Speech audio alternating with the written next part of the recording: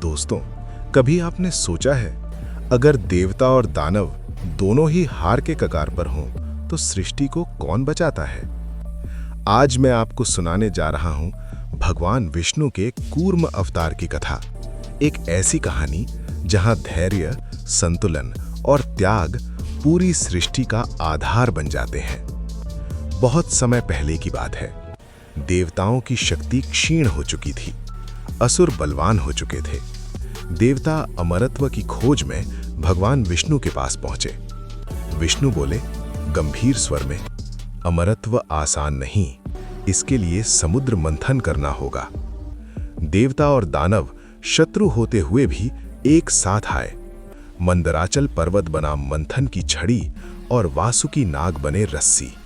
लेकिन जैसे ही मंथन शुरू हुआ, धरती कांप उठी। मंदराचल पर्वत समुद्र में धंसने लगा। देवता घबरा गए, दानव हंसने लगे। मंथन रुक गया। चारों ओर हाहाकार था। तभी समुद्र की गहराइयों से एक अद्भुत कंपन उठा। समुद्र से प्रकट हुए भगवान विष्णु, लेकिन इस बार वे किसी मानव रूप में नहीं थे। वे थे एक विशाल कछुए के रूप में, कूर्म अवतार। उनकी पीठ पर्वत से भी विशाल थी, आंखों में शांति और स्वर में असीम धैर्य। भगवान विष्णु बोले, मंदराचल को मेरी पीठ पर रखो। जैसे ही पर्वत उनकी पीठ पर रखा गया, सृष्टि स्थिर हो गई। कूर्म अवतार सिर्फ शक्ति नहीं थे, वे संतुलन थे। देवता खींचते, दानव खींचते, लेकिन पर्वत स्थिर रहता। भगवान विष्णु हर झटके को सहते रहे। पीठ पर पर्वत, ऊपर वासुकी, नीचे अथाह समुद्र।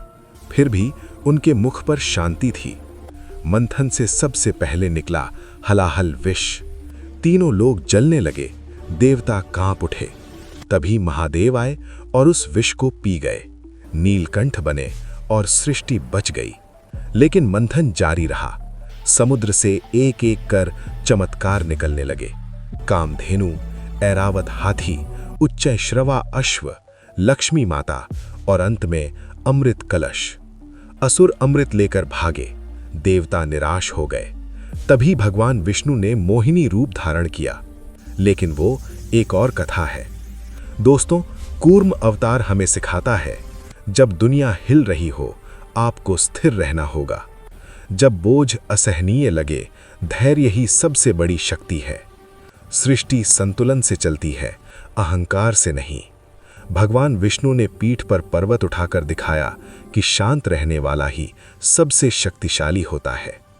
अगर आपको ये कथा पसंद आई हो तो इसे अपने जीवन से जोड़िए, क्योंकि जब भी जीवन में बोझ बढ़े, याद रखिए भगवान कूर्म अवतार आज भी सृष्टि को संभाले हुए हैं। नारायण नारायण।